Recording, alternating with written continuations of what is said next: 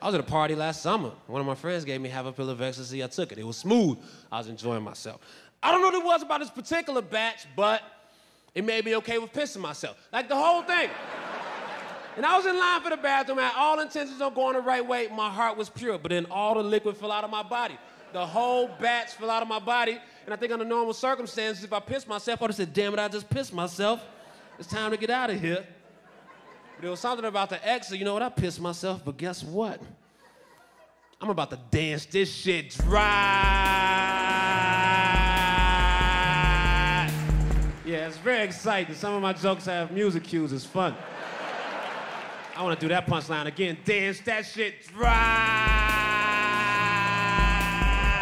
That's very exciting. Y'all should try comedy. This is one of the benefits of it. Dance that shit dry. No.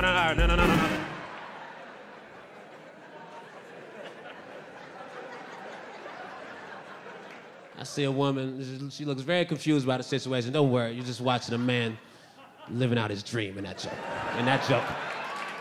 Right. I was online one day, I get a message from a friend. He says, Hannibal, I'm working on this movie. Scarlett Johansson is in this movie. And she said, you're one of her favorite comedians. I said, oh shit. Why didn't she just tell me? I'm easy to reach. Why would she?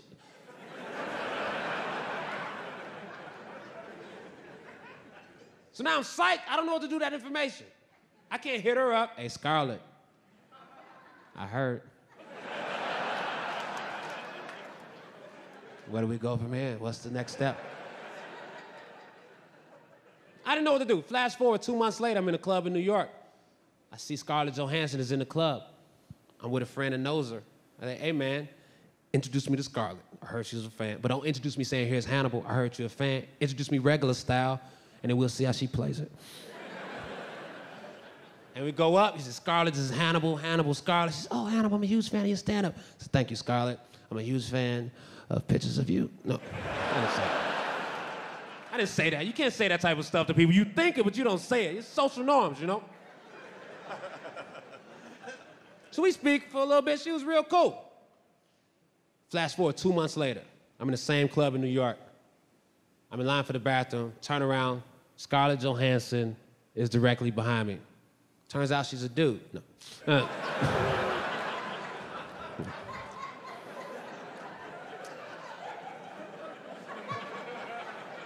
I see her. We speak briefly, you know, because we cool as fuck now. And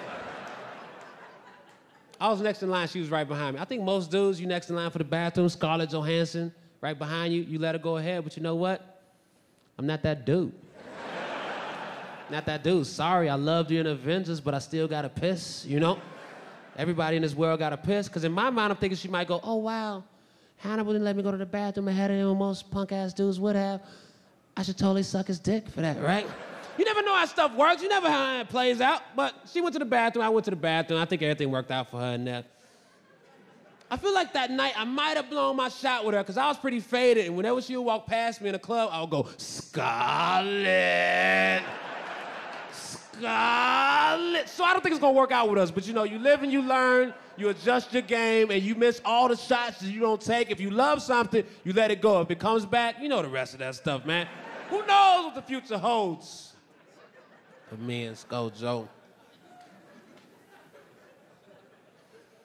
One of my favorite things about coming back home to Chicago, I get to hang with my niece and my nephew. They're 6 and 8, or they were 6 and 8 when this joke was written. 6 and 8. I gave them both a couple bucks. Their father's a finance guy, so he's teaching them about money early on. He says, there's 4 different things you could do with that money. Names it. Buy something. What else? Save it. What else? Donate it. What's the last one? Invest it. And part of me wanted to say, you can also gamble that shit. Listen, the Bears are minus 3.5 points against the Titans. They're gonna crush the Titans. That's a soft line. You need to get it before it moves up to 4. The running back is washed up. They got holes in the offensive line. I'll take it up to 6.5, honestly, if you can get it. 6.5. When I gamble on sports, it makes me wish horrible things on other teams' players. I have money on Game 7, Heat versus Spurs. It was tight in the fourth quarter. I started thinking, you know what? If Tim Duncan dropped dead right now, I feel like the Heat could rally around that. And maybe they'd be energized by Tim Duncan's sudden death, and the Spurs wouldn't play so well because they're sad about it, you know? There'd be lots of grief-related turnovers. Just hella 5-second violations because Ginobili's holding the ball, just looking off into the distance, sadly. 5 seconds, heat ball. Hell yeah, we gonna cover. I'd be the worst courtside reporter. So Dwight Howard, how do you feel like your 12 missed free throws affect the people that bet the over? Sports frames my thinking in a weird way. I went to this poetry event in Charlotte. This woman got on stage. She said, "This piece is dedicated to my sister. She's been in an abusive relationship for 17 years. I said, holy shit. So she's been getting her ass whooped for Kobe Bryant's entire career. The whole time, from him going on prom with Brandy, getting drafted by the Hornets, traded to the Lakers with Vlade Divac, coming off the bench behind Nick Van Exel and Eddie Jones, winning the dunk contest in this rookie, and she was getting her ass whooped while all that was going on. Even when they won a couple championships and they brought in Karl Malone and Gary Payton, that didn't work out. They got swept by the Pistons. She was getting her ass whooped while all that was going on. Even during the rape charge in Colorado, the 81-point game in Toronto, she was getting her ass whooped there. You telling me that Sasha Bowie just came and left, but she was still getting her ass whooped? That's not a joke about domestic violence. Although I see how you can see it that way. I understand. That's a joke about how I process the passing of time.